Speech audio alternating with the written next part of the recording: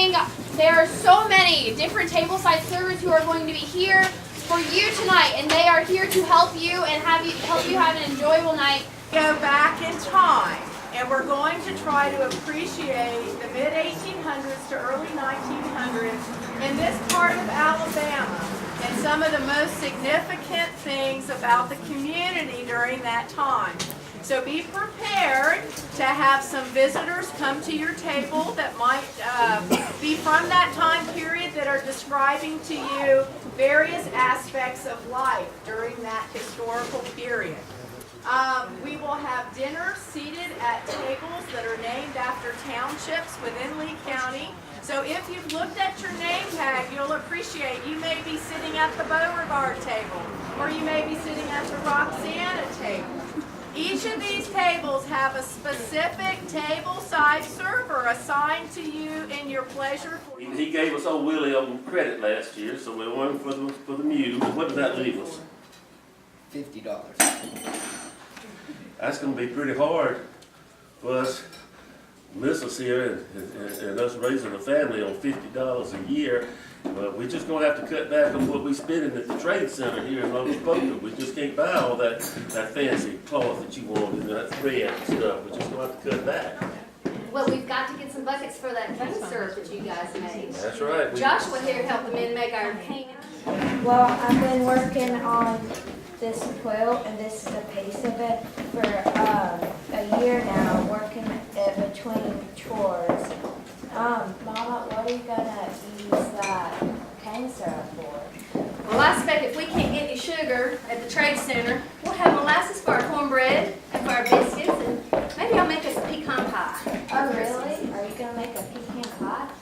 Well, if you do all your chores, pick up those pecans, shut them out, then yes, maybe we'll have some pecan pie for Christmas. But don't. Well, what kind of things are carried on the train, Mr. Conductor? Wow. We bring lots of goods in for folks around here to use.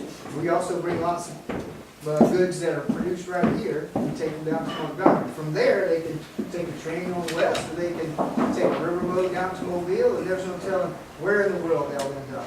Of course, we do a lot of cotton, but that's not all. We also do cattle. The farmers bring their cattle right here down the streets, and we put them on the cattle cars and take them west.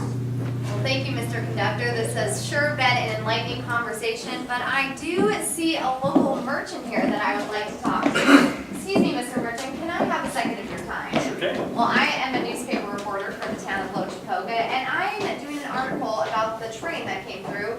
Can you tell me, Mr. Merchant, a little bit about the importance of the train coming through our city? Well, before the train came around, that was about the only general store in town. Now, when the rails made it all the way here, let's see here, there's about 8 stores that sprang up, and we were a little population of 500 when I was a kid, sprang to 1,300. So most folks just kind of traded and got along pretty good, but that really changed when the stagecoach started riding through here. The stagecoach, how does the stagecoach affect Oh, it had a big Lochacoga? effect, a couple different ways. One, the folks right on the stagecoach, they pull into the trading post and use that as a way station to rest and water the horses, and folks would get off and maybe be a little hungry, and they'd want to buy some food, but they didn't bring trade goods with them. They had cash money, and folks around here didn't really have a need for cash money back then, but they were happy to take the money for their food and goods and so on like that. And most of them just stuffed the money in sacks and hid it on the floor, in a wall, something like that. I need help. Help. Help me, please. That would be perfect. Oh, that would be lovely. Let's try that one. Hark the herald angels sing, glory to the newborn King. Peace on earth and mercy mild, God and sinners, triumph of the skies. When the angelic hosts proclaim, Christ is born in Bethlehem. Hark the herald angels sing, glory to the newborn King. First Christmas.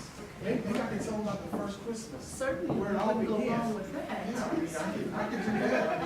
The first Noel, the angels did say, was to certain for shepherds in fields as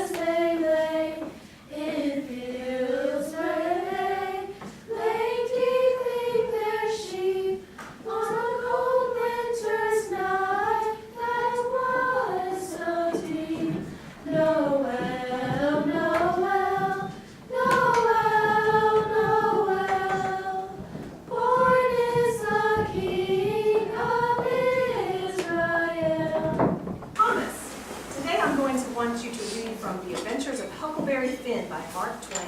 Yes, ma'am. You don't know about me without you have read a book by the name of The Adventures of Tom Sawyer. But that ain't no matter. That book was made by Mr. Mark Twain, and he told the truth, mainly. There was things he stretched, but mainly he told the truth. That is nothing. I never seen anybody but lied, one time or another, without it was Aunt Polly, or the widow, or maybe Mary. Aunt Polly, Tom's Aunt Polly, she is, and Mary, and the widow Douglas. Widow Thomas. Yes, ma'am. The widow Douglas is all told about in that book, which is mostly a true book, with some stretches, as I said before. Do I have to keep going, Miss Gibson? No, that's quite enough for today. Very nicely done, Thomas. And I'd like you to write the word cotton. C-O-T-T-O-N.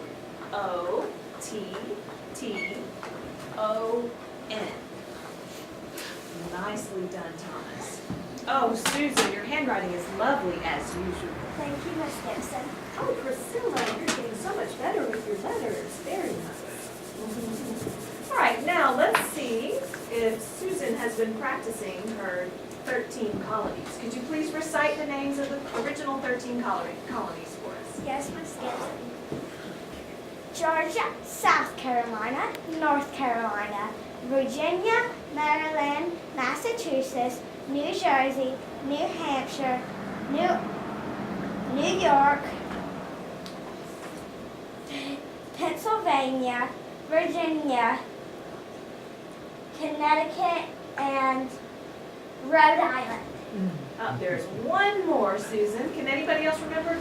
Thomas. Delaware. Very good.